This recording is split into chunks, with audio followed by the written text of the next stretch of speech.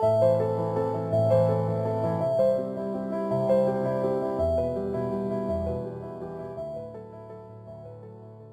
tajba, grazzi ħafna tal-li ġejtu.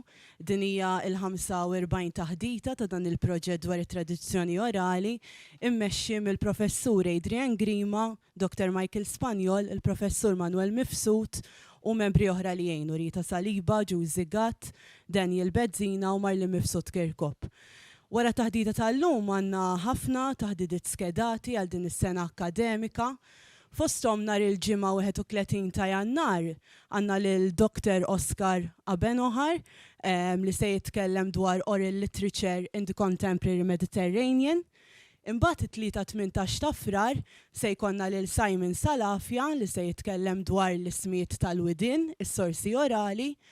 U it-tlieta 10 ta' Marzu se jkollna lil Dr. Natalino Fenek li se jitkellem li se jagħti taħdita bl-isem ta' Ninnamraw mala Safar.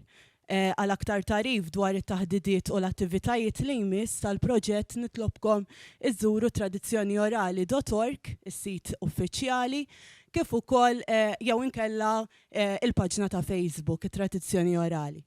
Illum għandna lil Dr. Anna Borġ Cardona. Ninsab kuntenta ħafna li laqat l-istedina tagħna li se tagħti taħdita dwar strumenti marbuta ma' ritwali u tkeċċija tal-ħażen. Dr. Anna Borġ Cardona barra li kitbet diversi artikli f'rivisti u ġurnali, kitbet dwar strumenti u l-mużika Maltija, kitbet ukoll 3 kotba dwar l-istrumenti u l-mużika ta' Malta. Apparti minn hekk,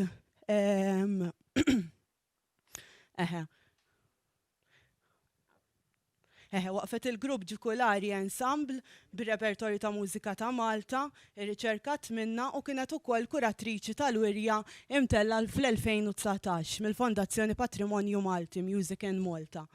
Fid-daħdita Dr. Anna Borġ Cardona se turi kif l-istrumenti mużikali bikrin ma nħolqux minħabba it-ton sabiħ tagħhom jew inkella għal pjaċir. Imma x'kellhom funzjoni x'jaqdu li jbedu lajn u kwalinkwa periklu u ħażen li kien jiltaqa' miegħu il-bnien.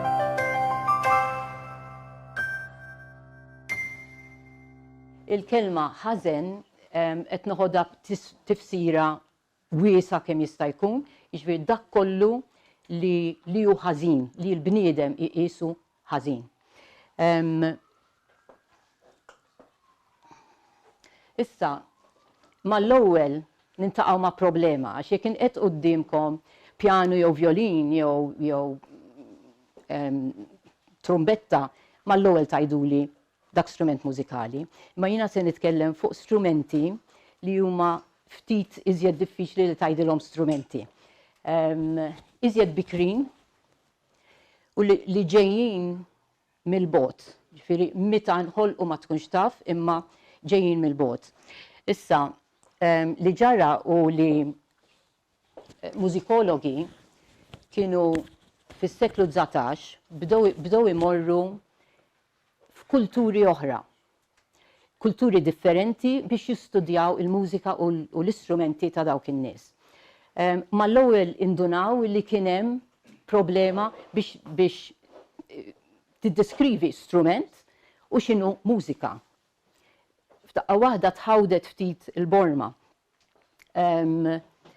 Allura strument mużikali irridu nqisuh bħala oġġett li l-bniedem b'intenzjoni użah biex jagħmel ħoss. Mhux neċessarjament mużika, imma ħoss. Dak insejħulu strument. Issa, nindunaw infatti daw il-mużikologi li bdew iduru kulturi differenti li l-ħoss għandu ċerta seta kbira li jkeċċi dak kollu li hu ħażin u jippurifika, ġifieri għandu funzjonijiet, jipproteġi wkoll il-bniedem u nistgħu ngħidu kelma iżjed b'saħħitha jiskonġra. Nibdew l-ewwel forsi bl-iżjed sempliċi. illi il-bniedem jiżżejjen u bit-tiżjin dak it-tiżjin jagħmel ċekċik. U nsibu li dak iċ-ċekċik huwa protettiv. Jitqies protettiv minn kulturi differenti. U di l-biċċa li l-ħoss għandu ċerta seta' insibuha f'kulturi mxerdin mal-globu, kullimkien. ċerti postijiet tintnesa. Imma hemm kulturi fej għadhom iqisu il-ħoss bħala li għandu ċerta seta'. Aħna tant għandna ħsejjes madwarna illi ma nistgħux, maħniex konnessi mal-art u mas-sema iżjed, maqtuwajn, u l-idea ta' ħoss tant hemm ħsejjes illi m'għandix l-istess sinifikat. Issa jekk nieħdu pereżempju hemmhekk għandkom mara tal-Etjopja. Imżejna tiżjin għat-tiżjin, imma jista' jkollu funzjoni aktar minn sempliċi tiżjin. Naraw pereżempju l-baħbuħ. Il-baħbuħ hemmhekk in-naħa tal-Afrika speċjalment, tant l ħaġa qegħdin il-ġewwa, mhux qegħdin mal-baħar. Allura dal-baħbuħ huwa prezzjuż. U juri ċerta rikkezza li dik it-tfajla għandha, għax mhux faċli, u kienu jużawh ukoll bħala moneta. Issa dan New Guinea, dan huwa raġel, mara u raġel hawnhekk għandna. U l-istess insibu dat-tiżjin, issa da żeffin. U tara dak il-arzelli u anki tappiet tal-luminata, kollox iċekċek. Dak iċekċik u għandu funzjoni.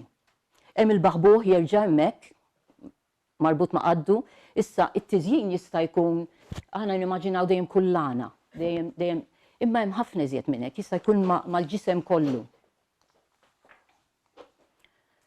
Issa din hija mix-Xara Circle. Dar it-tratt meħud minn Daniel hawnhekk. Issa x-Xara Circle qed nitkellmu fuq 4000 sena qabel Kristu. Kważi 4000 sena.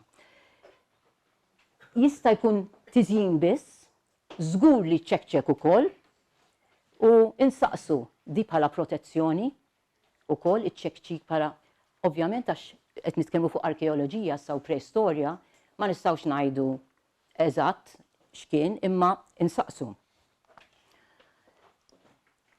Issa, it-tabib saħħar, witch doctor. Xogħlu tabib, kwalunkwe tabib, u li jfejjaq. Issa meta tara it-tabib saħħar, issib illi jekk tħarsu lejh għandu xi ħaġa marbuta ma' saqajh, ma' qaddu, għandu xi ħaġa f'idejh, ċekċika f'idejh, u għandu wkoll fuq dirajh għandu xi tip ta' brazzuletti. Issa, ma nafx tafux il-kodba ta' Suor Emma Camilleri, illi jiena nsibhom hemm ħafna teżori żgħar fihom. Tinnota ħafna affarijiet. U din waħda minnhom tiddiskrivih it-tabib saħħar, dik l-istampa ma tmurx ma dak, imma tabib saħħar ieħor. Il-Kenja tiddiskrivi dan it-tabib li jkollu ħafna brazzuletti, ċekċik ieħor imdawwar ma' dirajh u ma' saqajh.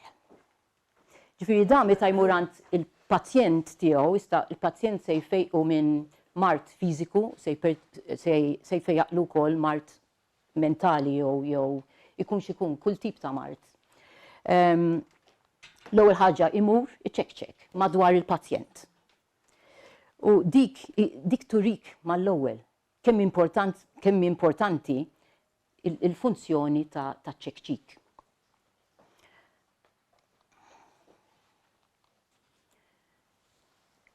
Suor Emma wkoll. Ħadgost għax il-missjoni dawk li jmorru l-missjoni importanti ħafna għax kienu dejjem jiġbru dal-affarijiet, imma il-fatt li Maltija u n-notat da kollu u da fis-seklu 20 qed nitkellmu, So, u għalija speċjali. Issa, hawnhekk titkellem fuq il-Kenja u r-ritwal ta' ċirkonċiżjoni. Issa ċirkonċiżjoni anki tisma' bħalissa fl-aħbarijiet ġieli nisimgħu kemm ħaġa krudili, jridu naqtawha għax imutu ġieli jmutu daw f'dal-każ tfajliet. So bniet illi jkollhom infezzjonijiet u jispiċċaw imutu. Ġifieri da jafu tfal illi hemm periklu u jafu wkoll il-ġenituri tagħhom li hemm periklu. Imma il-funzjoni ssira xi parti mit-tradizzjoni tagħhom. Allura hawnhekk swor imma tinduna b'xi ħaġa qalet ikollhom ħafna toqol ta' tiżjin, rġajna bit-tiżjin, toqol ta' tiżjin u sfafar. U hawnhekk ninnotaw l-sfafar li huma importanti ħafna. Sfafar biex 8 ijiem qabel iċ-ċirkonċiżjoni jgħaddu ħafna ħin isaffru, jisfnu u jkantaw. Il-mara tibda żomm ritmu bil-ġnieġel, di li se tagħmel l-operazzjoni fuq it-tfal. Tibda iżżomm ritmu bil-ġnieġel. Allura naraw anki qed tippurifika huma 8 ijiem idumu jagħmlu dal-ħoss biex jippurifikaw. Din toħroġ mill-but, għandha il-ġnieġel kollha marbutin ma' saqajja, u toħroġ mill-but tagħha ix-xafra. Il-periklu ġenituri jafuh, jafu li hemm dal-periklu. Sewwa ġifieri din hija ħaġa. Issa, immorru l-Ewropa.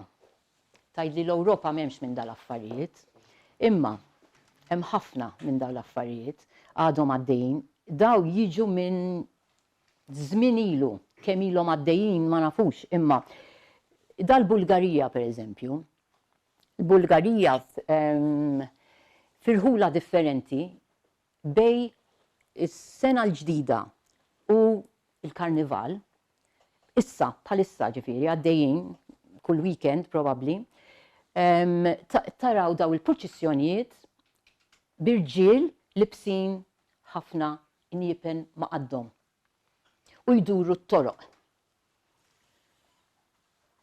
Ta' fuq tista' tarawhom imorru flimkien b'ritmu, ċertu ritmu u daw il-injipen x'ħadd qatrhom daw il-injipen iċemplu jagħmlu ħoss kbira xi jkollhom ħafna minnhom marbutin.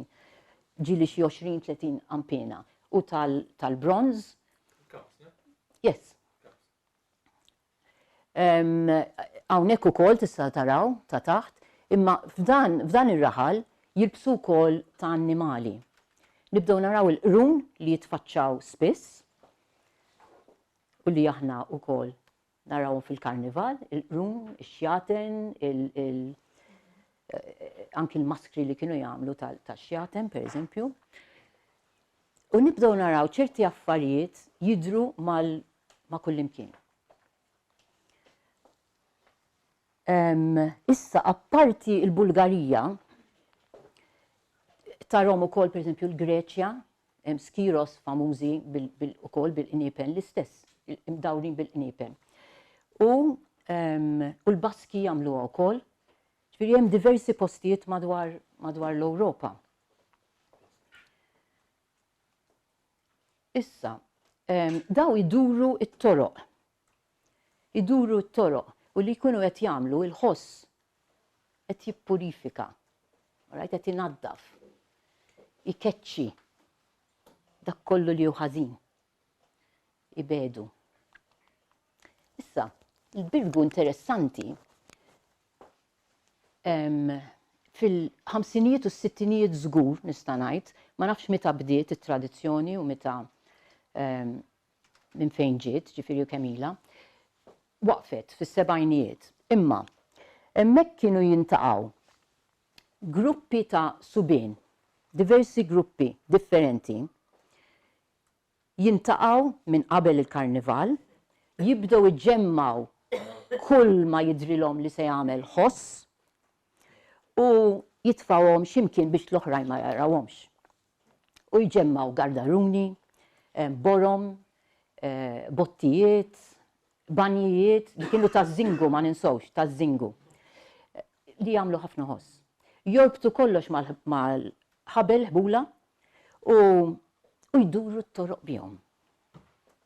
Issa lija dik qed jagħmlu eżatt l-istess li qed jagħmlu il-Bulgarija u l-Greċja bil-Niepen.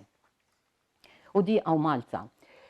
Ma nafx kien issir x'imkien ieħor, ma nafx fuqha x'imkien ieħor, l-uniku post li naf huwa l-Birgu.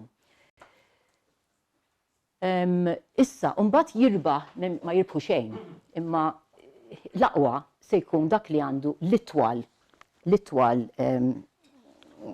affarijiet warajh, tul ta' affarijiet u l-ikbar ħoss. U jduru xi 10 toroq madwar il-Birgu. Għalija interessanti ħafna din. Issa, l-iżjed ħaġa għażiża minn dejjem. L-uliet u l-bejjem. Fatti aħna għandna uliet u bejjem inkwit dejjem. L-uliet u l-bejjem. U ovvjament il-perikli li jkollhom l-uliet, trabi, u anki l-bejjem. Nafu li kienu jbaħru, anki l-bejjem kienu jbaħru. Mhux nies biss, imma jbaħru anki għal-bejjem. Issa, trabi. Jiena kelli dal-aħħar snin ħdimt ħafna fuq is-seklu 17. U nħares lej pereżempju l-status animarum, sewa s-sensus tal-Knisja kull sena. U sirt naf ċerti familji.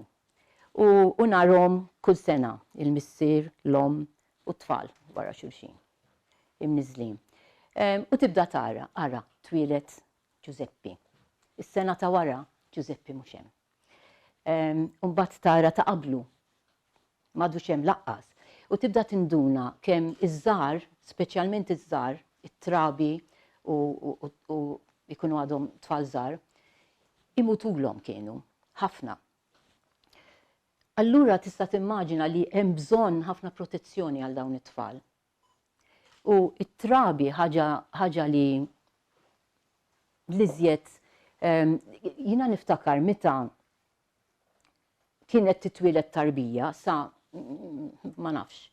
Fi żmieni niftakarha ġifieri di, ittihom rigal, xi ħadd ittihom rigal ta' waħda minn daw iċ-ċekċiki. Iċ-ċekċika oriġinarjament veru tieħu gost biha, imma iċ-ċekċik huwa biex jipproteġi dik il-tarbija. U terġa' hekk inħallsu lejhom hemm niepen, hemm ġnieġel, hemm ċekċika minn ġewwa u hemm isfafar. U iżjed u iżjed it-tielet waħda għandha l-biċċa korall. Issa il-korall speċjalment fi Sqallija viċin tagħna li ħafna hemmhekk anki hawn imma il-korall isuh bħala protettiv. Allura għandek minn kollox, tfajt kollox hemm. Sfafar ġnieġel, niepen u l-korall kollox flimkien biex żgur tipproteġi dit-tarbija.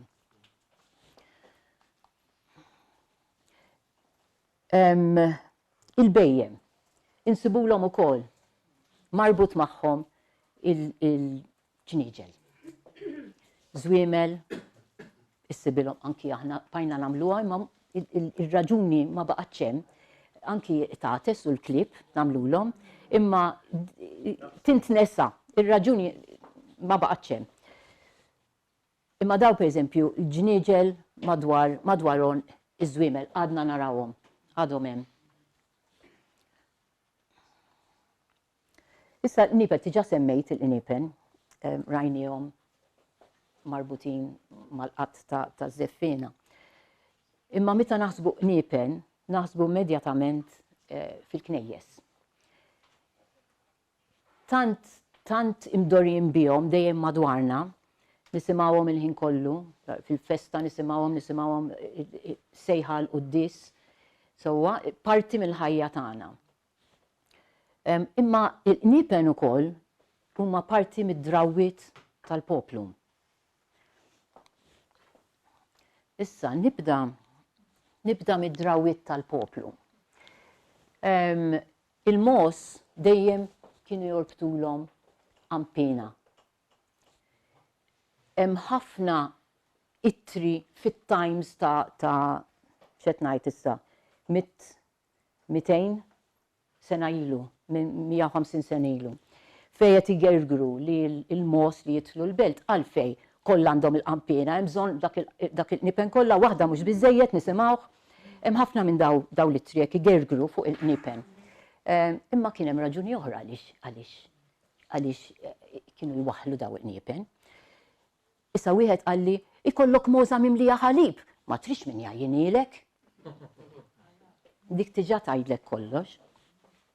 Ieħor għalli l-ilsien konna nagħmluha tal-għadma. U dik kontra l-għajn. Iżjed, qampina mhux biżejjed għandha l-ilsien issa tal-għadma, ok. Issa dak l-ilsien huwa magħmul mill-annimal stess jew mill-moża, ġifieri biċċa mill-annimal mejjed qed tipproteġi l-annimal ħaj. Allura għandek din l-għadma.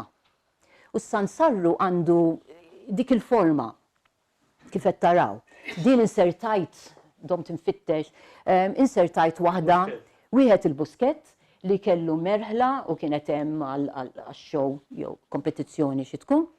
U battu eżatti la fit-trakk, right? Bil-sansarru propja li kien ta' missieru. Imma dak hu t-tipiku sansarru. Għawdex jgħidulu sansarrun. U ma konx naf fejn ġiet din il-kelma, u mbagħad kont Spanja u nismagħhom kien hemm x'tajdlu. Reggettier barra fit-triq u kellu waħda bl-għadma. U mort għandu saqsejtu għatlu din xini, u kitibili, għatlu iktibli, għax bil-Spanjol, senserro. Ġifiri, il-sansarru tagħna minn hemm ġej senserro. U bl-għadma wkoll, u l-istess protezzjoni. Le, ma tantx għadek issib, infatti domt ħafna infittex biex rajdik. U liħor, flok l-għadma, ġili kienu jagħmlu sinna ta' granċ li hi wkoll kontra l-għajn. Issa s-sinna tal-granċ hija forma ta' qarn. Ġifieri għandha sinifikat ieħor. Issa naraw fuq il-qarn.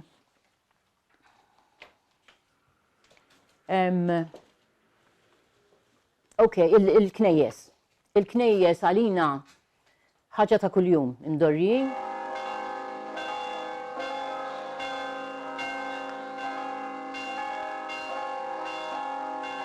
All right. Anyway, il-nipel nafu. You make your point. I make my point. And how? Issa, interessanti li il-nipen in funzjoni sħiħa, ritwal sħiħ madwarhom. Dan huwa d-berik tal-nipel ta' Santa Teresa bil-Kirkara riċenti. Bidlu l-nipen, ġabu ġodda u kien hemm id-berik. Issa meta jbirku qampina, di issa mamudija ta' tarbija. Ituwa l-isem, sowa jbirkuha.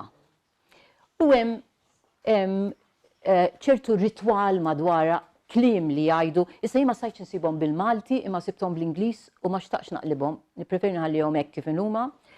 Sibhom bil-Malti kieku għamilthom bil-Malti. At its sound, let all evil spirits be driven afar. Etikeċċi l-spirti. Right? Let thunder and lightning, hail and storm be banished. Il-maltemp, tempesti. Let the power of your hand, naħseb power of your hand ta' Alla, naħseb jiena. Let the power of your hand put down evil powers of the air. Arax seta, causing them to tremble at the sound of this bell. Ġifieri malli din il-qampina, iċ-ċempel, għandha dal-poteri kollha.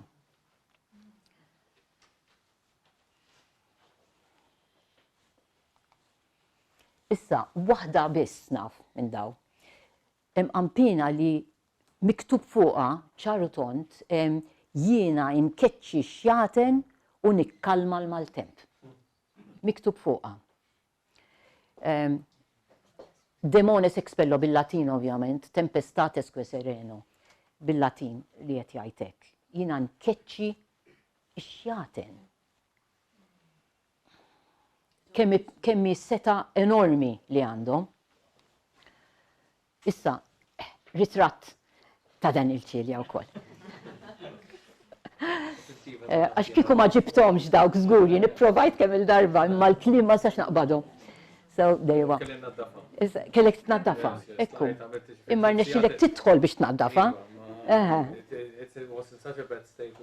Yes, naf, mhux qed jieħdu ħsieba. Jien dik għalija prezzjuża x'l-unika waħda li naf hekk.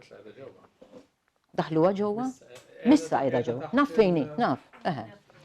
Mela, u l-ġimgħa mqazza. Issa fil-ġimgħa imqazza, il-qniepen ma jindaqqux. Jintrabtu jgħidulek. U minn flokhom nużaw iċ-ċuqlajti. Issa nitlu fi strumenti oħrajn. Daw ukoll strumenti antiki, ħaġa waħda maċ, il-qampina hija iżjed antika mill-Kristjaneżmu, ġejja minn ħafna qabel, u l-funzjonijiet kienu tiġà hemmhekk, u l-Knisja adottathom. Kif ġara spiss f'ħafna affarijiet, il-Knisja tadotta u tagħmilhom ittihom sinifikat reliġjuż tagħha, okay? Issa, ċuqlajti hemm diversi, dort ħafna knejjes u laqas jien ma kont naf meta bdejt kemm se nsib ċuqlajti differenti. L-ewwel waħda ta' Birkirkara, jiena minn Birkirkara allura dik, imma ma kontx nafa x'kienet dejjem fuq il-bejt qatt ma alla volja smajta qatt ma kont rajta. U meta rajta isa fiha xi daqshekk u għalija kienet isa xi x'ismu konfessjonal illi bidluh, neħħuh, forsi rranġawh ma hekk qisu. Kaxxa għolja bit-toqba fuq u trid iddawwar romblu ġewwa bis-snien jew bil-imrietel li jduru u jħabtu. Tagħmel ħafna ħoss għax il-Knisja ta' Birkirkara tafu kif inhi kbira u jinstema' minn hemm fuq jinstema' madwar ir-raħal kollu. Issa hemm ċuqlajti tal-kampnari u hemm iċ-ċuqlajti ta' ġewwa l-Knisja. Ta' fuq il-kampnari ovvjament kbar biex jinstemaw mar-raħal, imma ta' ġewwa jintużaw ħamis ix-xirka flok il-qampina huma ħafna iżgħar. U dawk ġeneralment idaħħluhom ġol armadju fejn fil-sakristija u iżjed protetti. Ta' fuq ma tantx. Rajt ħafna minnhom niżlin biċċiet u ma jagħtux kasom bat jispiċċaw għax ikunu fuq barra. Din għalmenu ta' Birkirkara idaħħluha ġo kamra. Meta jlesti joħorġu għal-ġimgħa mqazza u jerġgħu idaħħluha.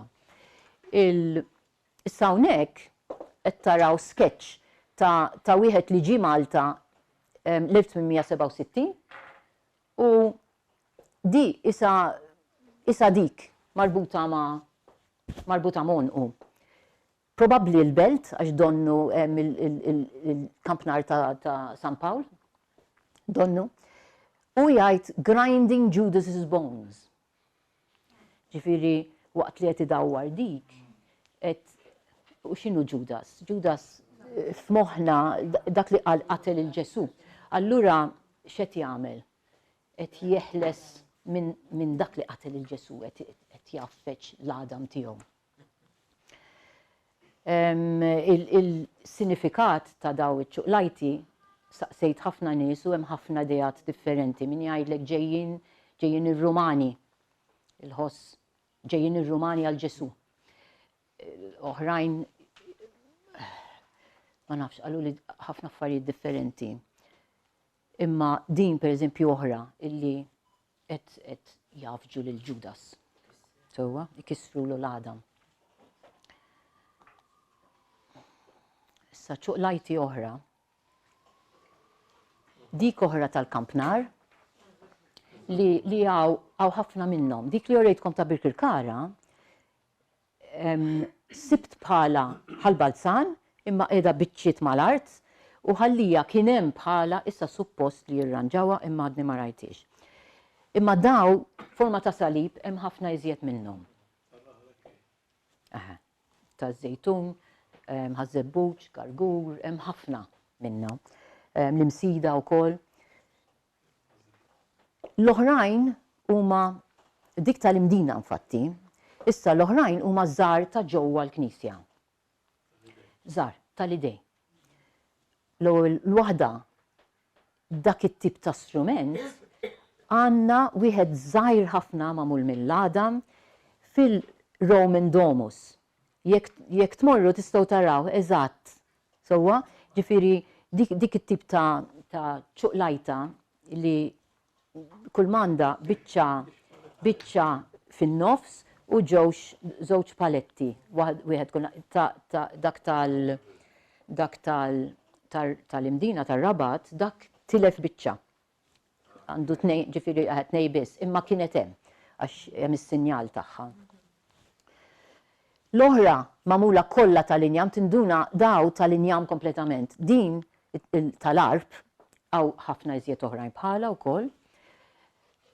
Mamula mill-injam kompletament, meta ngħid kompletament anki l-imsiemer huma tal-injam, illi m'hemmx musmar tal-ħadid pereżempju tal-injam, u l-antiki ovvjament iżjed għax ma kinux jużaw. U kif inhi magħmula ġifieri anki dawk il-partijiet kif jidħlu ġo xulxin ftit inġenjuża. M'għandek bżonn tuża msiemer, ma kollox tal-injam, kollox jidħol ġo xulxin. Minn ċott, infatti, tagħmel l-ewwel waħda u mbagħad tieni waħda fuqha, tagħmilha fil-post. L-aħħar waħda dik ċuqlajta wkoll, jekk iddur il-belt, il-knejjes tal-belt, issibhom kollha minn dat tip. Ma tantx sibt iżjed minnhom ħlief ħallija. U ħallija għandhom waħda antika ħafna bħal din. Issa, kien hemm Ġeżwita, mhux Malti. Kien hemm Ġeżwita Taljan, Bonanni, illi kiteb fuq l-istrumenti fis-seklu 18. U jsemmi din iċ-ċuqlajta illi m'għandix tintuża jgħid. Ma missix tintuża għax fiha l-ħadid. U dawk jirrappreżentaw, iċ-ċuqlajti jirrappreżentaw is-salib ta' Kristu. U għandhom ikunu magħmulin biss tal-injam. U l-fatt li hemm il-ħadid saħabbata. U hekk saħabbata. Allura ħabbata kull naħa u ddawwara hekk u ċċaqċaq. U qal m'għandix tintuża. Ovvjament baqgħet tintuża mis-seklu 18 u għadhom hemm fil-knejjes tal-belt għadhom hemm u ta' ħallija wkoll. Issa kont se nsemmalkom ma nafx se nieħdu qata'. Baxxilu ftit, Daniel. Be prepared. Di ta' ħażebbuġ. Din is-salib, forma ta' salib ta' ħażebbuġ.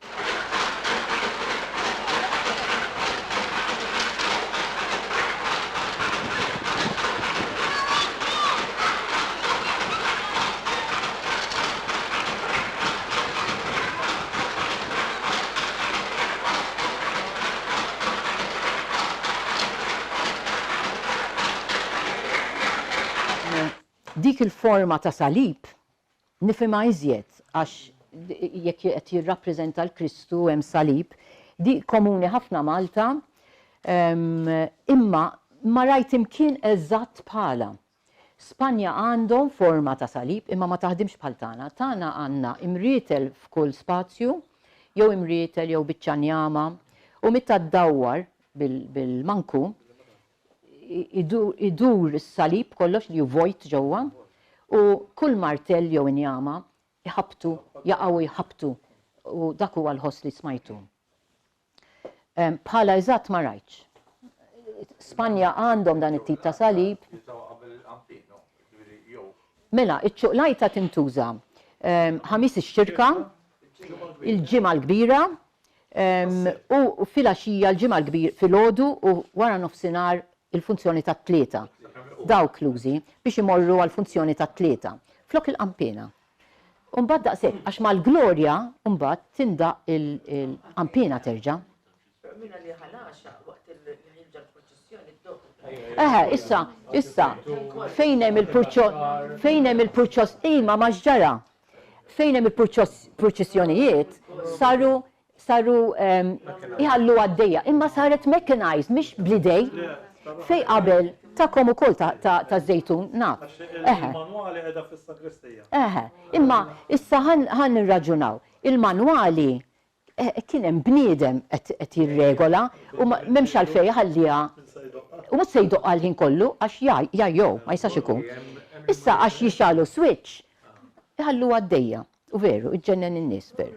U mbagħad jibdew igergru jaħasra il-funzjoni ma kienitx hekk qabel, fimt? Iva, ma issa li għaddejja il-ħin kollu hemm min qed igerger. Insomma dejjem. In-naxxar, prova niftakar. Is-salib għandhom ukoll. Salib għandhom. Le, taħar ormi bil-ħabel ukoll. Jekk mhix hekk, jekk tkun fil-għoli jiġbdu bil-ħbula. Taħar ormi hekk. Issa, daw l-istrumenti kienu iva biex jinneħħu kull perikli u ħażen, oriġinarjament, imma ġew adottati fil-Kristjaneżmu u bidlu l-funzjoni. Imma kienu jeżistu qabel. Għalhekk qed ngħid ġifieri aħna mbagħad il-Kristjaneżmu adottom u ibidlu l-funzjoni. U tint nessa. Biex iddejja. You're not supposed to be happy. Eżatt. Tajba, dejqu kiżjed. Monotonija żgur. Because it's not a nice sound. Smajta ta' bil-kirkara. Okay, all right. Issa, il-karnival, tiġa il nsemmi il-karnival. Karnival huwa perjodu bejn ix-xitwa u r-rebbija. Issa, ix-xitwa kienet titqies bħala perjodu perikolus illi fija joħorġu x-xjaten tax-xitwa. Kien hemm ħafna biżat. So, il-bniedem kellu daw il-biżat. Fejn ma kienx jifhem jikkreja daw il-ħsibijiet. Issa, eżatt, immaġinaw id-dlam u l-konnessjoni bej l-art u s-sema, mhux kif aħna issa, ma tistax timmaġina issa, tlifnih da kollu. Issa dik il-biża kien joħorġu x-xjaten jgħidulek, joħorġu l-ispirti, ħanajt spirti għax spirti ġew qabel xjaten. Kienu joħorġu l-ispirti u iduru. Allura dak titwarrabhom, titteħles minnhom. U dak kien il-ħoss kien ineħħi daw l-ispirti. Sfafar, tal-injam, strumenti tal-injam, daw kollha, kollu kellu divizjoni, il-qarn, il-bronja,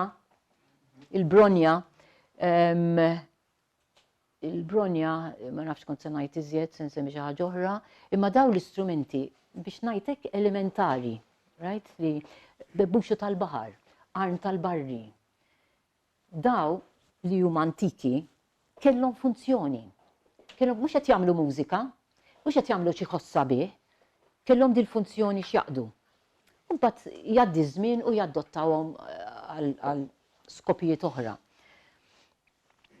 Issa, l-istorbju, infatti jiena niftakar kont għadni żgħira, deħlin il-belt mal-mama, jiena għadni għawis frax qed nara saqaj madwari, għadna żgħar ġifieri, jien u hija tinżommu dej xulxin, deħlin il-belt, kull ma niftakar da tisfir li beżżak, tisfir kien.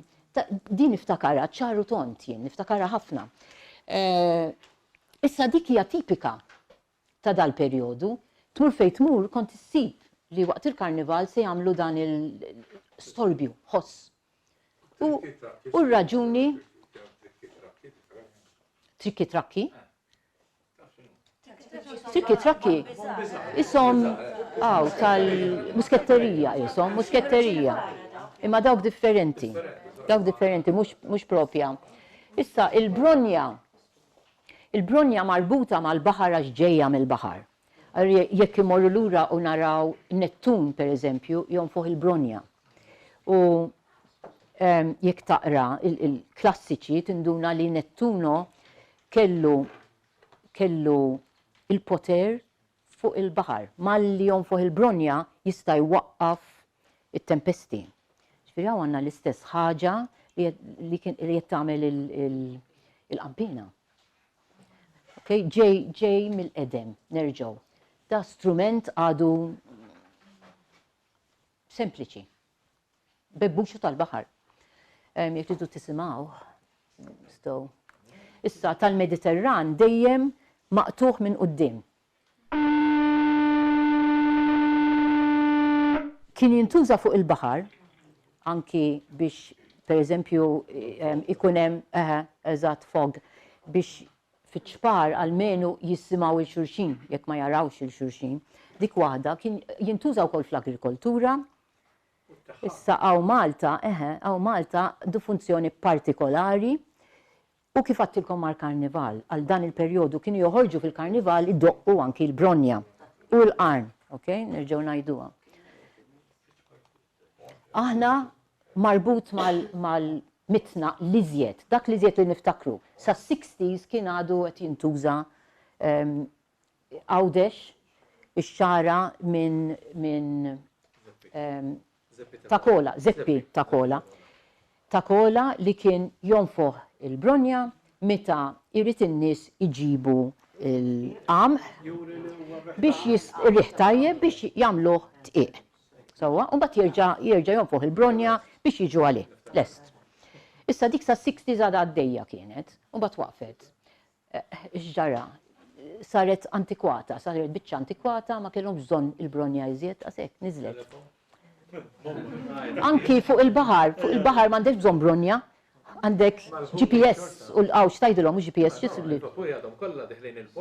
Jagħmlu fuq, imma ma jużawx bronja, L-istess ħoss, eżatt, l-istess ħoss. Yes. L-istess ħoss tagħmel infatti. Veru, deħlin il-port. Il-qarn l-istess. Issa, pereżempju, SS Wilson li kien missjonarju kien Malta għandu kiteb ktib fuq il-Greċja u Malta fej għadda ħafna snin. A Narrative of the Greek Mission or 16 years in Malta and Greece. Kien imur il-Greċja, kellhom printing press hawnhekk, kienu jipprintjaw il-kodba u jmorru u kien imur il-Greċja. Imma il-missjonarji kienu qed imorru, Malta kienet stepping stone għalihom biex imorru bnadi oħra u ixerdu protestantizmu dan kien. U infatti ma kellhomx permess li qasmu hawnhekk Malta, il-gvernatur ma tomx permess, ma setawx. U ma setawx jipprintjaw la bit-Taljan, kienu waqqafhomlhom, u laqas bil-Malti. Ma tnej għamluhom. Anke bil-Malti, dak iż-żmien bil-Malti, yes. Issa l-qarn, ħaġa naturali. Qarn ta' barri. Tista' tuża naturali, tonfoħ ġo fija naturali, diffiċli, imma jekk iddaħlilha dak li ngħidulu bedbut ġo fija tagħmilha iżjed faċli u t-tfal pereżempju iżjed faċli biex jonfoħ. U dan kien jintuża kien iddendel ma' l-irġiel u n-nies u jonfoħ fil-karnival. Storbju, x'għandna issa? Għandna sfafar tal-plastik, għandna xi trumbetta, daw l-affarijiet xorta tal-plastik. So, qabel kienu affarijiet naturali. U ma tilkom, xifieri, in Malta Carnival opens with the blowing of horns da jgħid. Imma qed nitkellmu fuq il-bidu tas-seklu 19. Issa l-qarn, kemm hu importanti l-qarn.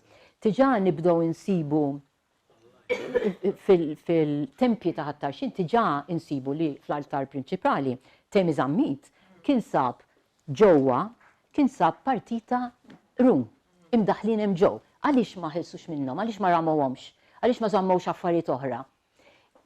Kien hemm xi raġuni żgur. Ovvjament nerġgħu niġu fl-arkeoloġija u ma nistgħux ngħidu, imma kellhom xi tip ta' funzjoni żgur la qegħdin hemm. Imma din nafu.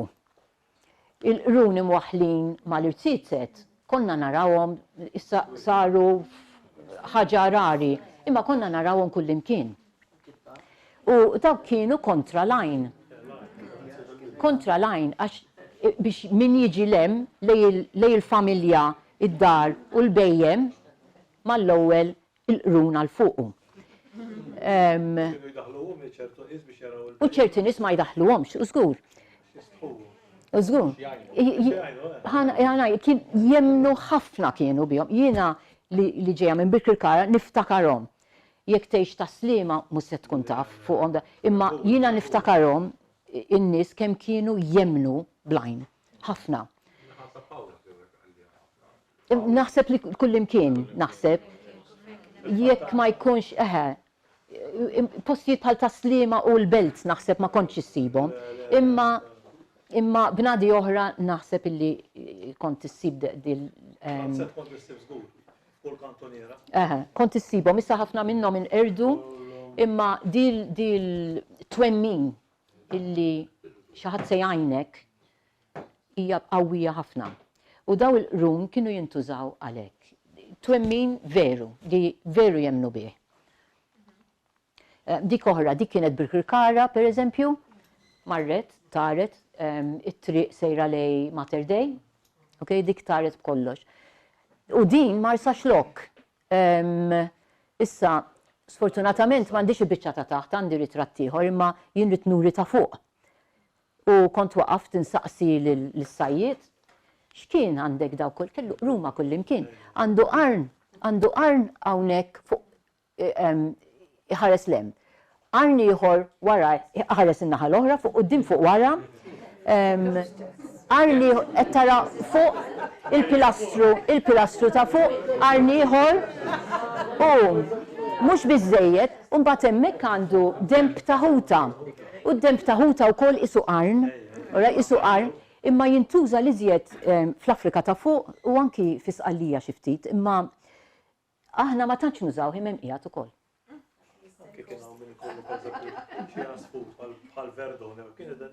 Id-dendillu l-qrun, yes. Imma jemnu ħafna biex ma jisru. Jiena ngħidilkom oħra. Kellna di Carmena, kienet ħelwa u tħobbni daqs ma nafxiex u jien kont nħobba daqs. Imma darba tila karm, xajna jizbieħ għanda il-neputija. U veru għajna jizbieħ. Issa jien illi ideja nizlet u għamlet li nara il-qrun ta' imma issa, Iva, imma drajt li anki ma Carmena misnijat Alla jbirek. Ma kulħadd ngħidha, ma kulħadd, imma magħha tant parti mill-familja illi ma tilix. U imbirek Alla jbirek, jekk tajda all-right, imma mbagħad kważi ħattalija li. Eżatt. Anki tal-linja, jaħħuhom koll, yes? Issa din ukoll turi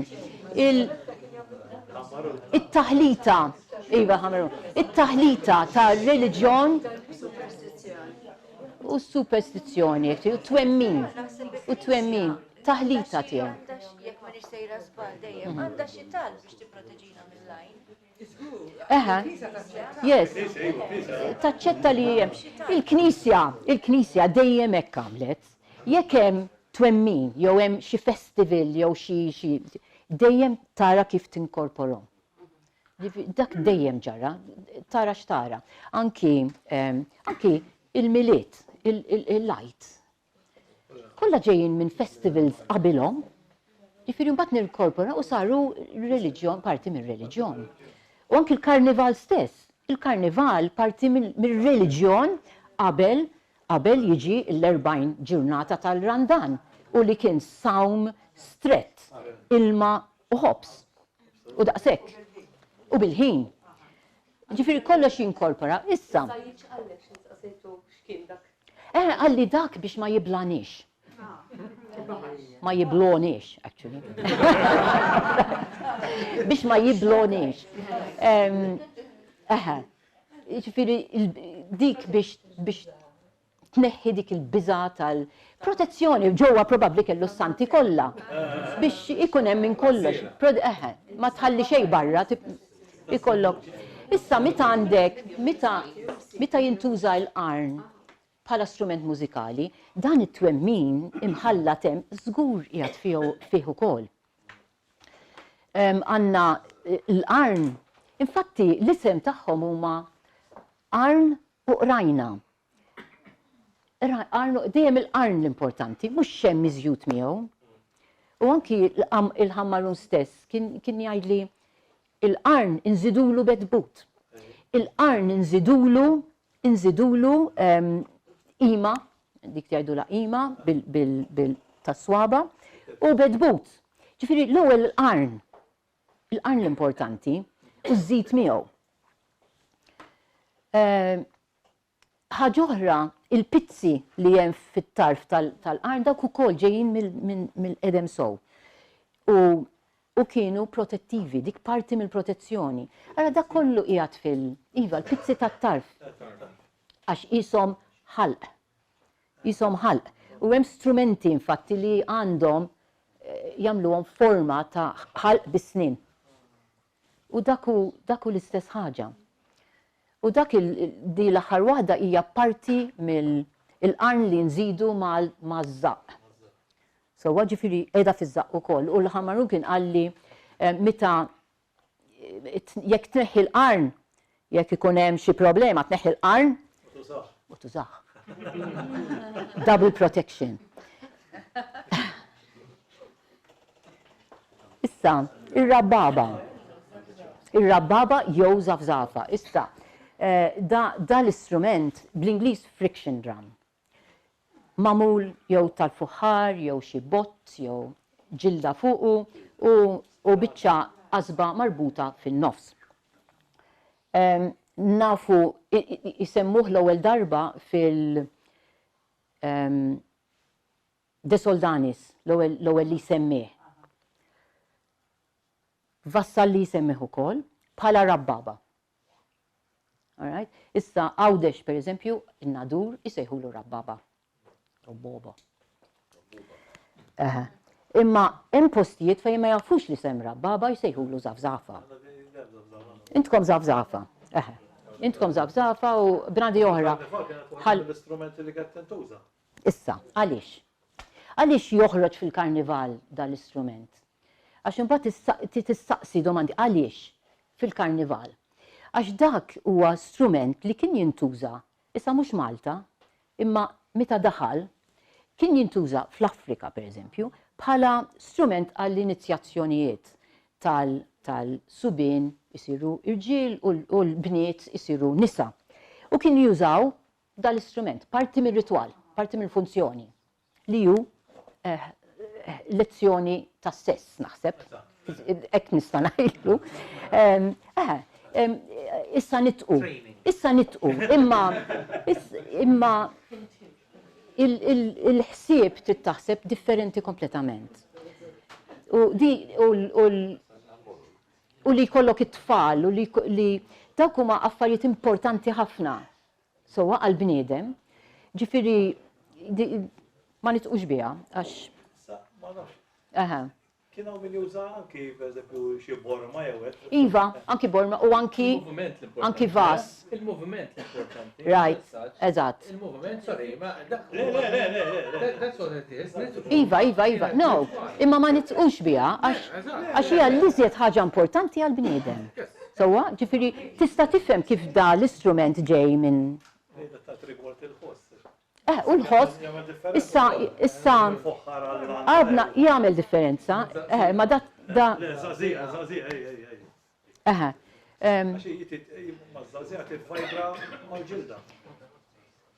Issa għanna żewġ ismijiet, m'hemm xejn li hu ħażin, it-tnej tajbin, fl-1800 meta kien? 38 għandikun. Ta' meta kiteb Badger, George Percy Badger, 38, semma li l-istrument għandu żewġ ismijiet, tiġa. Issa De Soldanis isemmi rababa u Vassalli isemmi rababa. Ġifieri żafżafa ma semmawiex. It-tnej li huma. Imma jista' jkun li dal-istrument daħal minn banda u minn oħra, jiġifieri tnejn jista' jkun, ma nafux ġara. Imma l-fattu illi hemm żewġ ismijiet u l-ismijiet m'hemm xejn ħażin. Għax rabbaba hija wkoll strument tal-korda. Issa, dak l-istrument tal-korda De Soldanis isemmih ukoll. Hemm ftit differenza rababa, imma l-istess. Ġifieri jeżistu it-tnejn. Jiena lija li żjed importanti hu rababa għax hemm iżjed konnotazzjonijiet, infatti ngħidu zabbaba, sewwa nbidlu hemm qiegħda. Mhux hekk? U Spanjoli zambomba, l-Ispanjoli jgħidulu zambomba. Okay, ġifieri hemm qegħdin kollha. Imma ovvjament aħna m'għandux li. L-isem jagħmel ma' sound għax tagħmel forsi dak il-post. Kont se ngħid. Le, ma naħsibx. Ma naħsibx.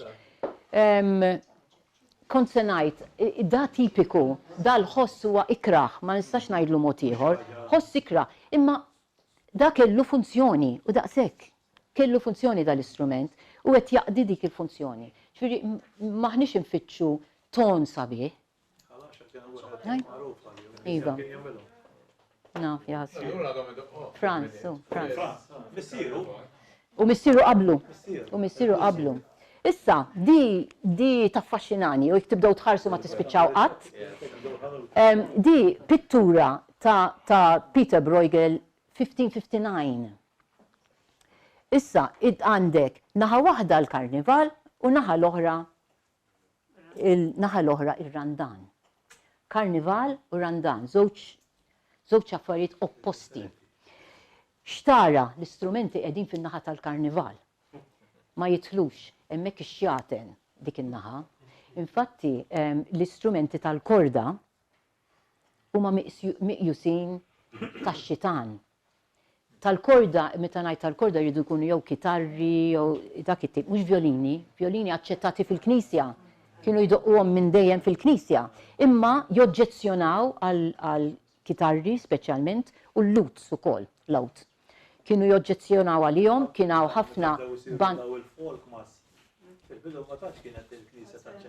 imma terġa' iva, u hemm storja twila. Ma jaċċettawhomx u l-iżjed għax l-ewwel ħaġa kienu ikantaw jew jannu bil-Malti ma' daw l-istrumenti. U l-Malti ma kienx aċċettat mill-Knisja għax isu Arbi, dik ħaġa waħda li tkanta bil-Malti. U it-tieni illi ma nafx kont se ngħid, illi fuq il-kitarri kont qed ngħid. Kont se ngħid it-tieni. Le, ma kienux aċċettati. Violini imma iva. Kienu minn dejjem qed idoqqu l-violini, mill-imdina nafu fil-1500s qed idoqqu l-violini fil-Knisja. Imma l-unika post li sibt fejn kienu qed idoqqu fis-seklu 17, il-Ġiżwiti l-Belt kienu qed idoqqu xi ħaġa simili ta' kitarra li sorprenditni. Meta il-Grammastru kien ibbenja biex tajtek il-kitarri għax kien joqogħdu jagħmlu kontri, u allura Knisja kien hemm ħaġa hekk. Jista' jkun, imma jiena mill-Knisja nara l-oġġezzjoni. Li assoċjata mal-għana. Assoċjat. Jista' jkun ukoll li ma jafux x'qed jgħidu, imma il-Knisja taf x'qed jgħidu. Kont se ngħid, il-kant tal-għana u s-sfin dawk. Għax meta jisfnu kienu jdoqqu dawn ukoll il-kitarri, anki il-violini ta' imma dawn l-oġġezzjoni. Żewġ oġġezzjoni. Issa hawnhekk x'insibu? Ħanpoġġijaw għax. All right, in-naħa tax-xelluk għandek l-istrumenti qed ngħidu u hemm wieħed qed idoq tip ta' gitarra. Wieħed oħxon, anki l-ħxuna pereżempju bżaqqhom indendla qudiemhom.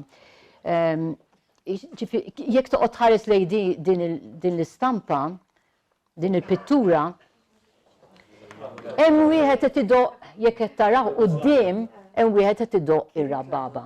All right? Is-suma jgħidula Rommel pot.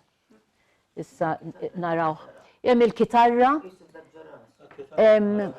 Issa ħaġa oħra interessanti fuq dik in-naħa hemm it-taverna. It-taverna. U barra t-taverna qed jiġri xi ħaġa. Morru d-dar qogħdu ħarsu leha. Barra t-taverna qed jiġri xi tieġ. Issa jien di fakritni fil-qarċilla tagħna.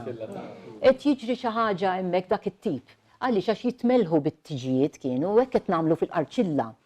Sewwa hemm xi ħaġa simili u dat nitkellmu fuq is-seklu 16. In-naħa l-oħra hemm il-Knisja. U qed jagħtu il-flus għall-fqar u qed jagħmlu affarijiet. So toqgħod hemm ħafna dettalji. Hemm xtara insomma. Issa dak biex nurikom illi qed jintużaw daw l-istrumenti qed jintużaw ħafna postijiet inxterdu. Ikunu daħlu, ġifieri daħlu l-Ewropa kullimkien. In-naħa l-oħra jekk imur lura taraw din in-naħa mhux ċari imma hawnhekk wara dak li hu bil-qiegħda fuq il-karru warajh qed idoqqu daw. Qed idoqqu daw l-istrumenti li huma ċuqlajti. Aħna m'għandniex bħalhom imma sqallija jużawhom, għamiltilkom waħdem ta' sqallija, martelletto. Okay? Ħabtuhom hekk bħal minn fejn ġew. Dawk ġew minn Napli pereżempju, ma daħlu Malta saru strument Malti wkoll. Imma hemm tara ċuqlajta in-naħa tar-Randan. Hemmhekk ir-Rommel pot, rajt iż-żafżafa tagħhom tal-fuħħar tara u l-qasba jew x'inhi, ma naħsibx li qasba dik probabbli biċċa stikka. Għax aħna nsibu l-qasab, forsi huma ma sabux il-qasab faċli kif isibni aħna. Imma inni ma naħseb, issa taraw il-ġild. Issa jista' jkun li dik il-ġilda hija mtaqba. U aħna De Soldanis jiddiskrivih hekk. Jiddiskrivih bil-tidħol u toħroġ ġifieri il-qasba. Jista' jkun fatti qed iżommu dritt. U ġewwa jkun hemm l-ilma. U naħseb li din hija dak it-tip li De Soldanis ma baqax tiżisti hawn. Tbidlet. Imma anki fi żmieni tbidlet, qed nara tinbidel. Issa dawn huma fuq ix-xelluk waħda ta' kollezzjoni privata fejn hemm wieħed qed idoq simili tarawh seklu 18. U hemm fuq hemm il-qarċilla, parti mill-karnival. In-naħa l-oħra in-nadur. Fejn qed idoqqu baxxejtlu Daniel. All right. U għaw qed idoqqu, hemmhekk qed tara hemm xi 3 rabbobi u hemm tnabar li iżjed importanti huwa l-ħoss. Mhux il-melodija, imma unfortunately ngħid, il-recording tiegħi jaqbad il-melodija u qed tisma' inqas daw l-istrumenti ma jinqabdux daqshekk. Fuq li kelli jien ma kienx tajjeb. Ħanisimgħu.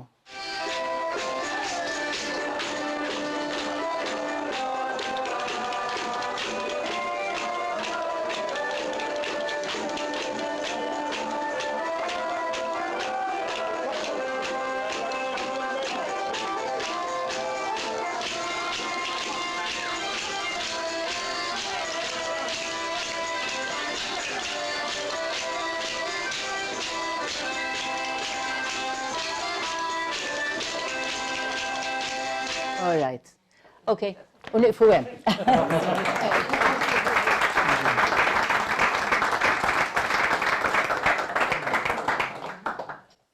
Jekk hemm xi domandi, jirrispondu. Jew saqsejtuhom diġà kollha on the way.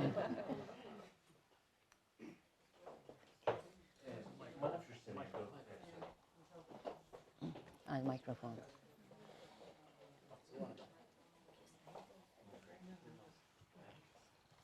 Ma nafx se nieħdok il-mod, però fil-wirja tajba ħafna li kellek is-sena l-oħra kien hemm sezzjoni fuq it-Taranta.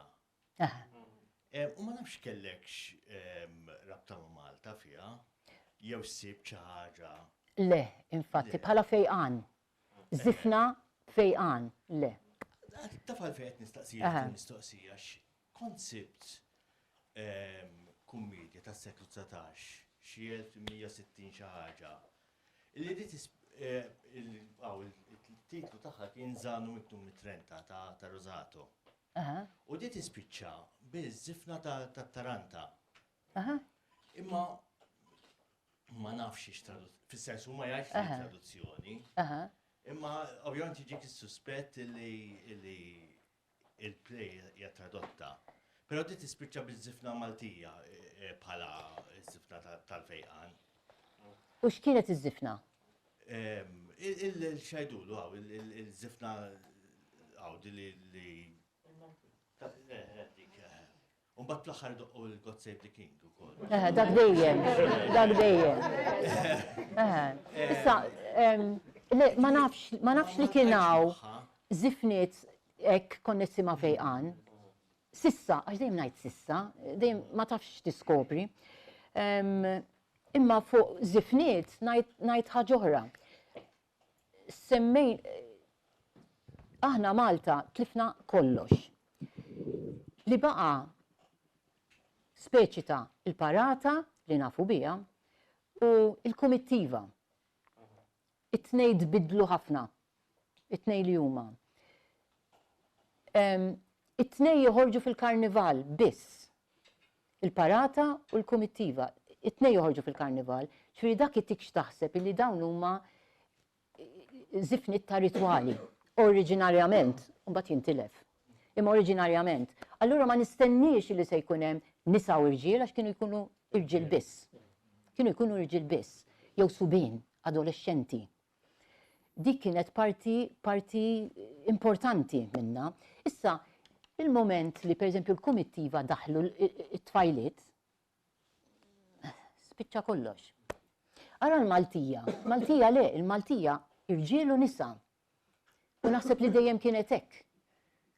Ġifieri dik court dance mhux żifna ta' ritwali. Differenti. Ġralek suspettu għalli jaqqat kollox flimkien biex it-traduzzjoni tibda b'xi mod tagħmel sens. Imma min jaf x'kienet dik iż-żifna? Għax m'għandekx mużika, inti ma tafx x'kienet. U kien hawn ħafna iżjed żifniet, għax sibt mużika li jsemmi żifniet, ma nafux x'inhuma, intilfu. Itbaħħi, meta jgħidu jibbaħħu. Ma m'hemmx mużika. No, m'hemmx mużika, le. No, dak talb u jaħarqu il-weraq ta' żebbuġ u ma nafx iżjed. Li jkunu birkin, ekku, ikunu birkin. Qed tara x'taħwit, kollox imħawwat, ir-reliġjon u l. Yes. U baqgħu jagħmluha. Jibżgħu xi ħadd beżilhom. Jitbeżżin. Mar-ritwal tan-newwieħa, hemm strumenti marbutin jew kien jintuża bis-sella? Fuq in-newwieħa ma tantx nafu u li nafu deskrizzjonijiet li għandna qed jitkellmu fuq mit-sena qabel pereżempju li tiġà intilef. Tradizzjoni meta nqatat? Ġifri naħseb ilha ħafna li nqatat. Xi 1600s nisoponi nqatat. Imma dejjem ngħid forsi niskopru xi ħaġa oħra, ma nafx. Bħala newwieħa, għax jiena niftakar ftit niftakar. Waqt il-funerali anke kienu jikru s-sorijiet biex jibku. Biex jibku, tiftakarhom jibku. All right. Sorijiet.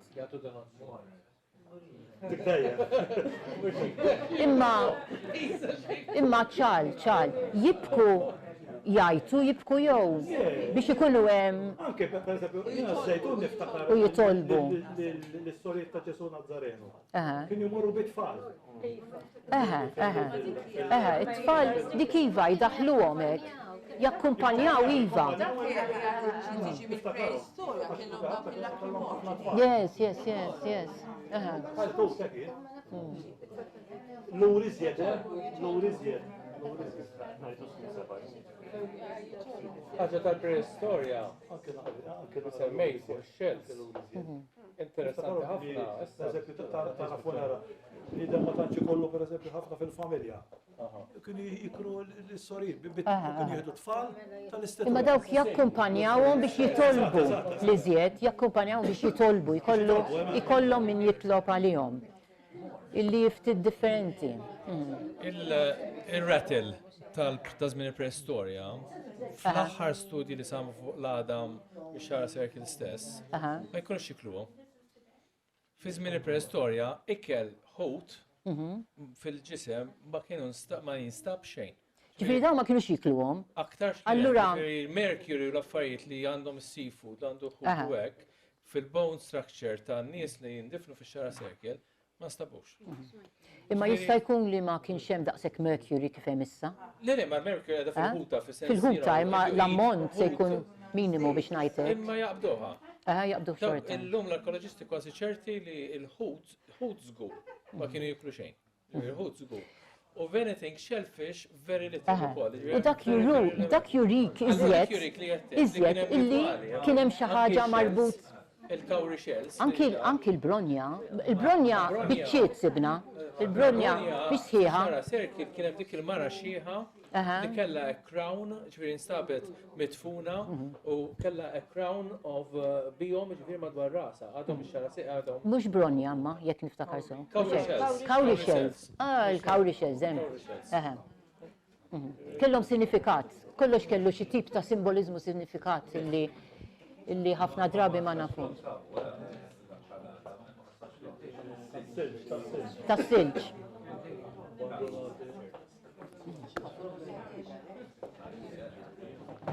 Kienu jistaduhom żgur. Għala storbju f'ritwal reliġjuż sa forsi 4-5 snin ilu San Franġistra darjal il-belt għall-irxoxt. Veri, għala pandemonju sħiħ, nofs it-tfal tal-inħawi jinġabru u kull ma jistaw jisabtu. Daniel, inti tiftakar f'tis-snin ilu tajna. Yes, konna tajna jitlamlu wara l-artar. L-istatwa wara ħaġa fenomenali. U pandemonju sħiħ. Storbju fil-knisja xejn, id-dawl mitfi kollox, u bħal minnhom tara tal-istatwa, spotlight fuqha Kristu min tila il-xoxt. U wara l-artar. U daqshekk storbju. Kollox, hekk tisabba il-ġismu kollox. Issa, ġo l-Knisja. Eżatt. Jiena niftakar li laqtitni ħafna kienet il-festa sqallija. Ta' Sirakuza. Santa Lucia. Ta' Santa Lucia. Ek. Meta tidħol fil-Knisja, storbju enormi u għajjat li qatt ma smajt bħalu jien. Imma issa ta' tnibri, it-tfal kien ikollhom il-ċuqlajti tagħhom. Ġifieri kulħadd kien juża ċuqlajti u sabtu s-siġġijiet u jħabtu mal-konfessjonal. Ġifieri u qatawa imma dak kien isir kollu.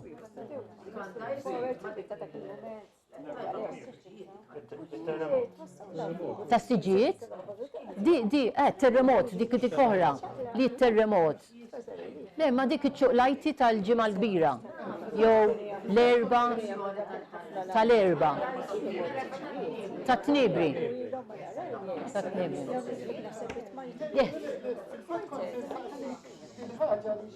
L-Assoċjazzjoni tal-Mużika ma daw it-tip ta' ritwali, ma nafx kemm ta' wieħed jorbot fuqhom, ishom il-sit tagħhom huwa aktar li jinterrompu permezz ta' ħosbi li joħolqu speċi ta' bidu ġdid, jew iwaqfu xi ħaġa mill-issir u naħseb fl-antik ma nafx li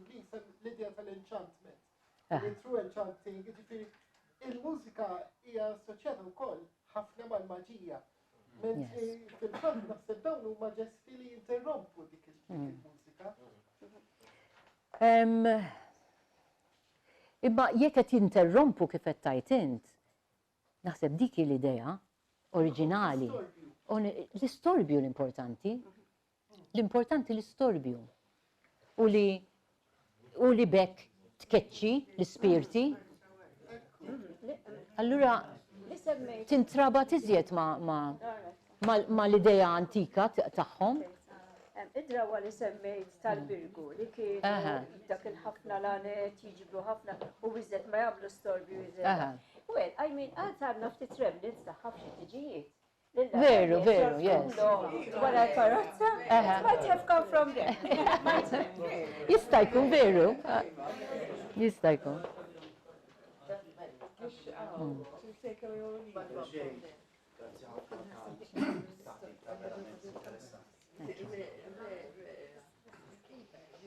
Jina, waqt li qed nisimgħek fakkartni ħafna f'awtur Malti, klassiku sewwa, fl-ewwel nofs tas-seklu 20, Juan Mamo, li kellu widna għalkemm hu magħruf għar-rakkonti, imma f'partijiet kbar mir-rakkonti tiegħu iwaqqaf ir-rakkont u jagħtina storbju, ħoss, tisfira, sefsif minn taħt, u r-rakkont jiġi drammatizzat b'daw il-ħsejjes, livelli differenti ta' ħsejjes. Se nsemmi 3 episodji li huma marbutin ħafna ma dak li kont qed tajt. Wieħed huwa l-Qampina, f'waħda mir-rakkonti il-novelli tiegħu, rakkonti l-qosra tiegħu, isemmi da xjenzat li kien jeżisti vera, għadna ma nafux tal-lum kif ġab l-informazzjoni fuqu, li kienet jagħmel esperimenti biex jipprova jbassar it-temp. U meta jiġi hawn Malta, minħabba it-temp tipiku Malti, isib Malti ieħor li jgħidlu inti ma tarax, jgħidlu aħna hawnhekk għandna twemmin, aqwa mill-erf tiegħek. Tiġi Malta imbagħad bix-xita, li ieħor ibassaraw jgħid seddum daqshekk, imma dal-Malti jitla fuq il-bejt, jaqbad qampina u jibda jdoq. Proset. Illa li x'kien hemm id-drawwa lill-qampina u hekk fakkart meta kont qed issemmi l-qniepen marbutin mal-temp, kien hemm id-drawwa li il-ħoss tal-qampina ikeċċi il-maltemp. Bis-satiriżmu tipiku tiegħu Juan Mamo iġalli l-maltemp jitlaq, isħab jinferaq u l-qampina tirbaħ fuq ix-xjenza. Dak huwa l-mod tiegħu kif jiċċajta, jissatirizza s-superstizzjoni Maltija. Però Juan Mamo il-ħsejjes tiegħu ejja niftakru wkoll li l-letteratura tiegħu hija mill-bidu sal-aħħar onomatopejka, ġifieri mhux jgħidlek qampina, ma jgħidlek u tlin u f'sart wieħed ir-rakkont isir ħsejjes u r-rakkont ikompli bid-drammatizzazzjoni tal-ħoss. U l-allitterazzjoni li għandu kapitlu sħiħ iddedikat għalih fil-Fulitinna Navenut. Darb'oħra, Juan Mamo jorbot il-ħsejjes mal-gost, l-ikbar gost li għandna aħna l-Maltin li hu l-politika. U jaqsam il-karattri tiegħu fi żewġ naħat tipiċi tal-politika Maltija, il-lemin u x-xelluk, u jirrakkonta di l-ġrajja straordinarjament żufjettuża bil-politika Maltija b'naħa minnhom il-konservattivi qed jemmnu li tax-xelluk fil-għaxija jtiru, jissejħu tas-setta, dak intwemmin, jtiru, u apparti li jitfawlek il-papoċċa u jekk jolqtuk iweġġawk, kienu jżengru u jżarżru fuq violin.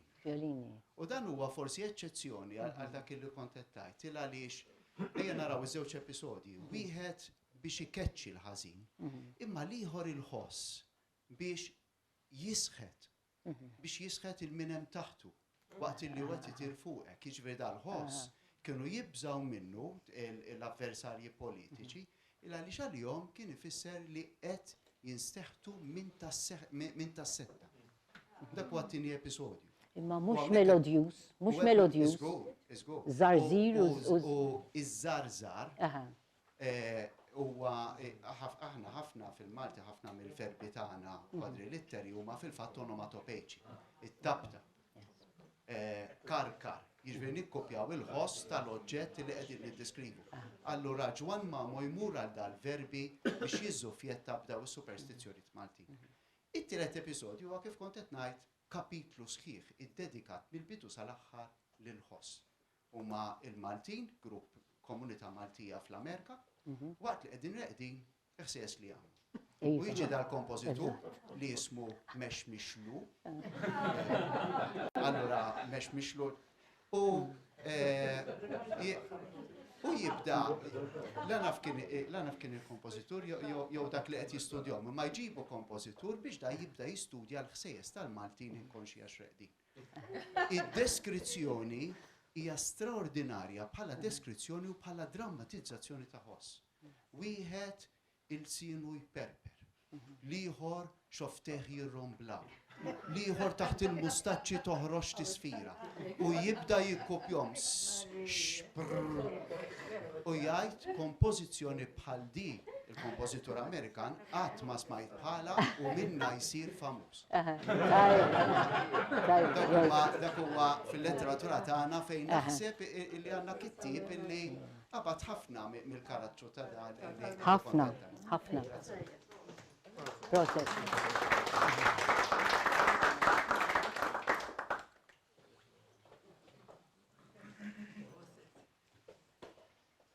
Għasek naħseb. Jena għandi kurzità biss, biftijas għalli li huma mużiċisti għajdu li ma jistax ikun li jentkom għatma kelkom il-Marranzano. Kellna. Yes. Il-Biambo. Biambo Marranzano. Żgur li kellna.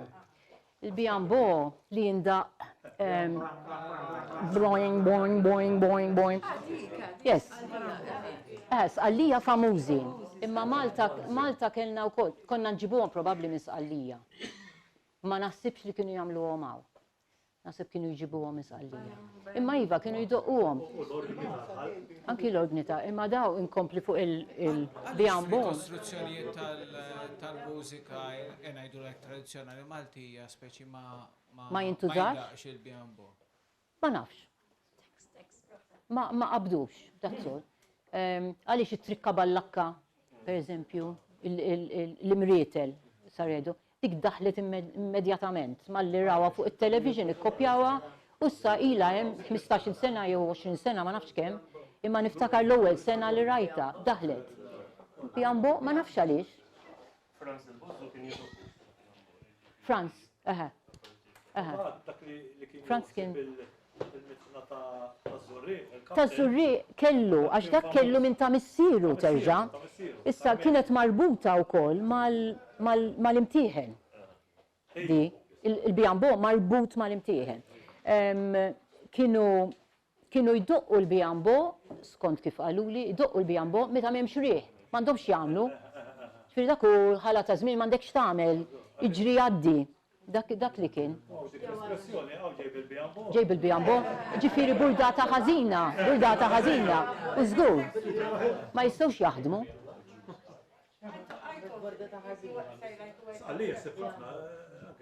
Iva, popolari ħafna. Wieħed mill-istrumenti tipiċi tagħhom ta' Sqallija. I always thought that when you say Biambo, it means like somebody woke up in a bad mood. In a bad mood, eżatt. I didn't realize it was an instrument. Ija. Strument, yes. Yes. Yes.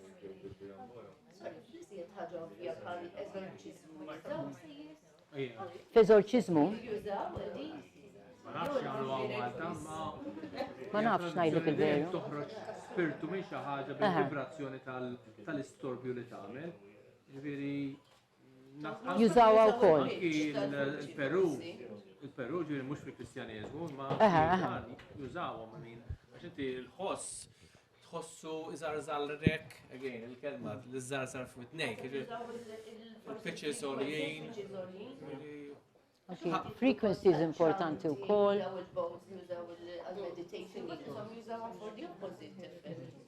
Ma huwa xi ħaġa li traxxendali fl-istorja tal-bniedem u fil-pajjiżi kollha. Anke li m'għandhomx Dikin, pajjiżi kollha.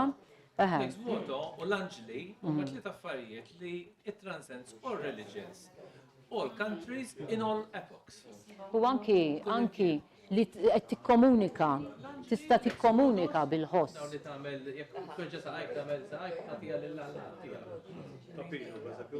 Tapinu għandna sal-lum, ġifieri, surri, il-fiż minn il-preistorja għandna saqajn żgħar. Ġifieri, min li aktar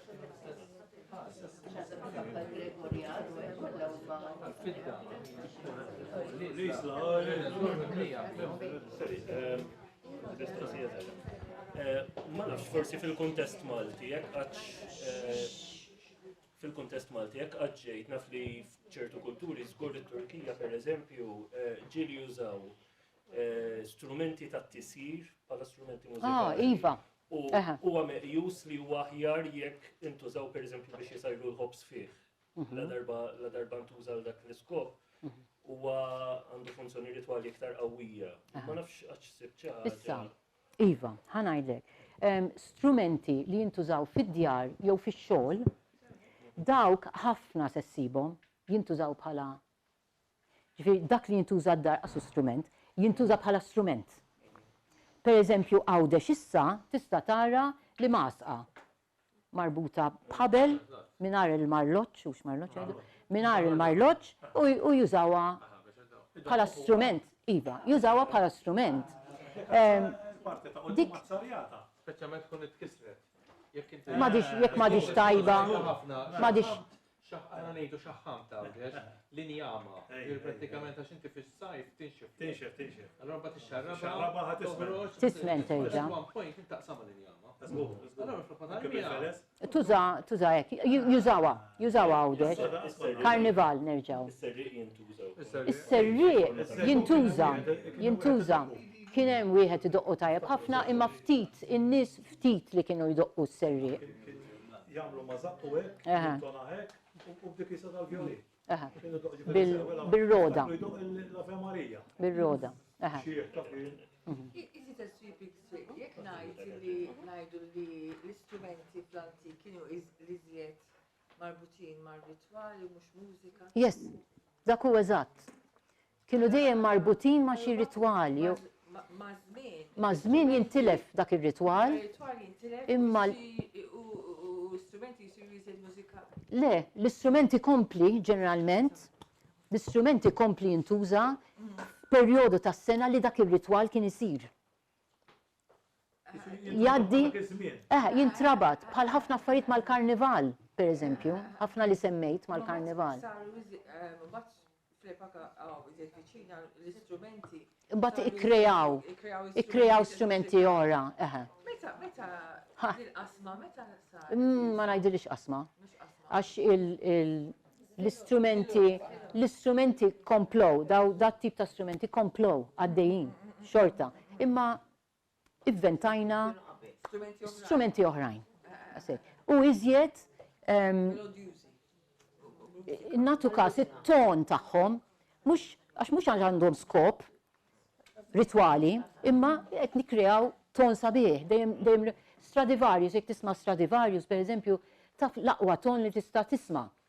Imma dik ma teżistix fl-istrumenti antiki. Jista' jkun li kif ix-xjenza kibret u saru jafu iżjed fuq it-temp fuq hekk, ma kellhomx bżonn ir-ritwali. Ir-ritwali jintilfu infatti. Ir-ritwali jintilfu. Imma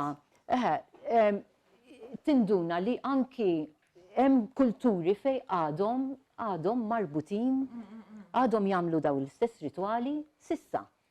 Għadhom jeżistu u jkollhom l-istess strumenti marbutin magħhom.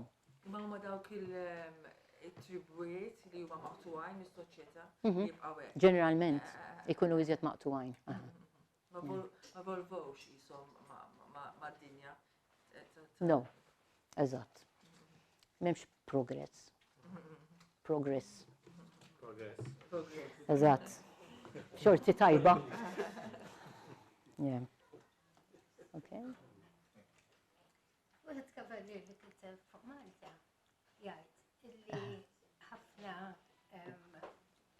minn dawn l-użanzi antiki intilfu forsi kien kavallier li tiffaħħar l-ordni. Allura qal li imħabba li n-nies il-Maltin tant kienu kuntenti taħt l-ordni illi kienu speċi easy ġifieri ħallew l-użanzi tagħhom antiki, kemm fil-mużika imma anke in ġenerali, u adottaw użanzi oħra li ġabu magħhom kavallieri. Yes. U probabbli li hu veru. Ngħid qajbi kbir imma magħmulin hekk aħna illi tagħna ma jiswix, u dejjem naddottaw il-barrani. Dawk l-erba' strofi li L-erba' strofi? Sam Priest, yes. That's right. L-anijiet. L-anijiet, it-tliet anijiet, eżatt. Yes. U qed niftakar, inti saqsejtni fuq il-strumenti. Per eżempju, fil-karnival niftakarhom joħorġu wkoll, bil-kara kont għadni żgħira. Mottin bl-ixkejjer maskerati. L-ixkejjer niftakar imbezza kont, tħares mill-Persjani. U kienu għet isabtu borom u marref tal-injam. Isiru strumenti. Bid-deskrizzjoni li għattilkom ta' strument, oġġett li intenzjonalment jintuża biex jagħmel ħoss, dawk saru strumenti. Il-borom u hekk. Allura tnabar ukoll dak biex jibbeżżar ma jew biex jgħid lin-nies li ġejja gwerra. Għax ukoll naħseb għandhom It-tnabar. It-tnabar. It-tnabar kellhom ħafna funzjonijiet. Per eżempju, meta jaqraw bandu, idoqqu it-tnabar. Imma jekk imorru lura għal żmien il-kavallieri, meta joħroġ il-grammastru, idoqqu t-tnabar u t-trumbetti. Kienet parti mill-funzjoni ta' Imma iridu jgħaddu messaġġ in-nies jew għalihom stess, huma biss jifhmu dak il-messaġġ. Fil-fatt anke fil-ġimgħa l-kbira. Le, qed jgħaddu messaġġ li ara kemm jinkbir bit-trombi u trumbetti bil-tnabar. Ġifieri dik parti mill jiena importanti. Kien monumenti. So dak li qed jgħid. U semmejt li jżjed? Għax semmejt il-gram it-tnabar? Il-borom li kienu jagħmlu ħafna storiku hekk biex jibbeżżaw jekk ġej il-gwerra jew l-assedju. Le, daw li qed ngħid jien il-maskerati kienu parti biex jibbeżżaw dal-ħoss. Iva, għaddejjem it-toroq, naħseb dik hija simili. Għaddejjem it-toroq u dal-ħafna storbju. Issa l-assedju dik ħaġa oħra. Il-toroq, meta kienu way to mux għaw bis. Kienu jużaw Vienna użawa ħafna. U naħseb beqet fil-psiki tal-Malti li dejn li ġejjin dal-istorbju kollu wkoll hija ma nafx ġejjin it-torok l-għadu. Mat-torok jiġifieri immaġinak, qiegħed imsakkar l-isla u qed tisma' dawn fuq barra. Barra l-esplużjonijiet. Fl-assedju l-kbir semgħu l-istrumenti tat-torok huma ġejjin, semgħuhom mill-bot ġejjin u tant beżaw li la Vallet għallhom, de Vallet, għallhom biex jibdew jduqqu tnabar. Biex dawk ma jisimgħuhomx jisimgħu t-tnabar tagħna. Psychological, yes.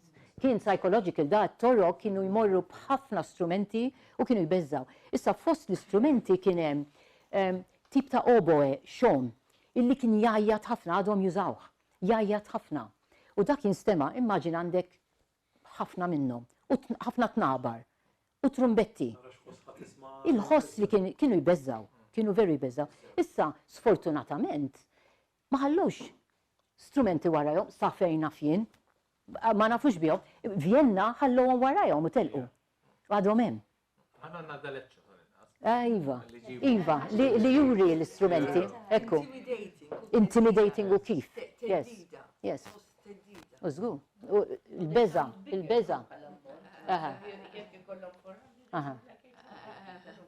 Per eżempju, il-leġenda tan-nemel tal-Imdina. Ma nafix. Il-nemel. Il-nemel tal-Imdina. Meta kien hemm dak l-attakk minn wara fil-Great Siege, fis-sens li pratikament kienu rekku il-torok, at one point attakkaw il-Kastilja għatew il-Sengla fl-istess ħin, il-Kavallieri u l-Malti ma setewx jittefentu tnejn u kien waqa' niżlu biżwiemel u marru l-Marsa, ħarqu kollox hemmhekk ġifieri kien hemm il-pazjenti u hekk, u bdew jgħidu li wasal is-soccorso. Mustafa ħaseb li ħajjeħel bejn it-tnejn, u dak il-ħin li kien rebaħa pratikament irtira. Dan xi mar lura l-Marsa minn duna dawn kienu ġast xi sitt irroħ li niżlu mill-Mdina. Dawk in-nemel. Le, għal daqshekk issa għadha mmurru l-Mdina u neqerduha. U xintellu l-Mdina bdew jisparaw fuqhom, xi daqgħu l-isra kemm għandhom kanuni, kemm għandhom armamenti li ġad jisparaw fuqna mill-bot. U għamlu a kind of beqgħu eżatt il-bot minn fejn u bdew idoqqu dawn jingħad li bdew idoqqu dawn l-istrumenti biex jeddu l-nies tal-Mdina. Kif kienu qegħdin hemm u bdew jagħmlu t-tinet, hemmhekk it was a clay slope. Skont Stephen Spiteri, it was a clay slope li aktarx dawn xi bdew jagħmlu dawn il-bum bum bum kien hemm in-nemel taħt u daħarġu għalihom. Ma qatt ma smajta din. Daħarġu għalihom. Tajba din. Bħal qalu anke n-nemel speċi dawn ġew magħhom. U jekk titaraw l-Mdina hemm niċċa għadhem sal-lum il-Maltin aħna imbiċilli għax din mill-Great Siege veru ma saret barokk. Edha hemm qed taqa' biċċiet. Look at it as you go and go. Ġifieri qabel ma hemm dik id-dar hemm isa villa edha waħedha. Intu tiela Rabat, għal ma tixis. In-naħa tal-lemin, yes. Intu tiela, edha barokk bidluha ġifieri, imma għadhem mid-data 1565 fuqha. Dik tibkom omara din fejn waqfu t-toroq. U jgħidu li l-lum il-science, sort of, li aktarx użaw ċaqal u l-art. Għamlu, le, bl-istorbju. L-istorbju. Anki n-nemel dejru. Tajba. Tajba. Nemel nobli. Dan il-ħsejjes kienu jintużaw biss biex jiskonġraw to banish, jew to summon as well, jekk per eżempju mhux qed tagħmel xita, kienu jintużaw ħsejjes biex isejħu x-xita? Il-bronja kienet tintuża għalhekk, ma sibx li kienet tintużaw Malta sqallija naf. Bil-bronja kienu jsejħu x-xita għax di kienet strument tal-ilma. Allura kellha l-poter fuq l-ilma, naraw minn Nettun diġà. Ġifieri dak il-ħsieb baqa'.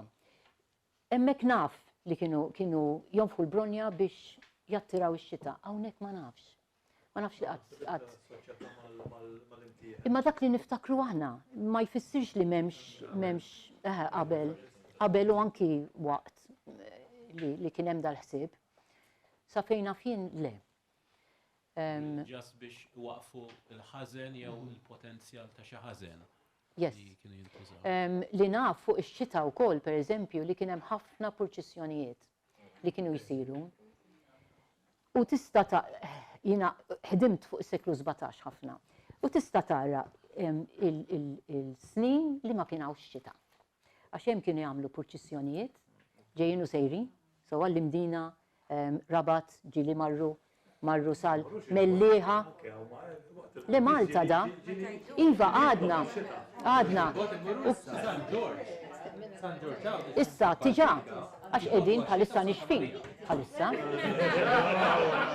Għal Santa Marija dakiva dan ġiena. Santa Marija.